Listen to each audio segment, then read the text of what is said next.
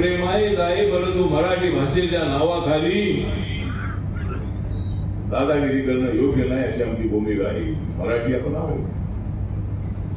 एखाद्या माणसाला मराठी येत नसेल तर तू मराठी बोल. आता तिकडे बाहेर सगळ्या दिल्लीमध्ये 4 लाख लोक मराठी आहे. उत्तर प्रदेश मध्ये सुद्धा 5,000 पेक्षा जास्त मराठी आहे. तामिळनाडू मध्ये आहे, कर्नाटक मध्ये आहे, बेंगॉल मध्ये आहे, हरियाणा मध्ये आहे,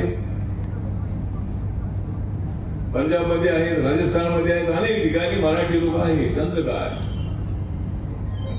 त्यामुळं दादागिरी करू नका. दादागिरी करायचं असेल तर माननीय राज साहेबांना माझं सांगणं आहे, सगळ्या तुमच्या मन सैनिकांना आर्मीमध्ये पाठवा. तर अशी दादागिरी करू नका. तर आपल्याला महाराष्ट्र शांत ठेवायचं आहे.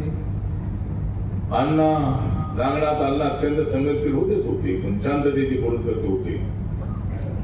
शांती अत्यंत महत्वाची अशा पद्धतीने त्यांची भूमिका होती.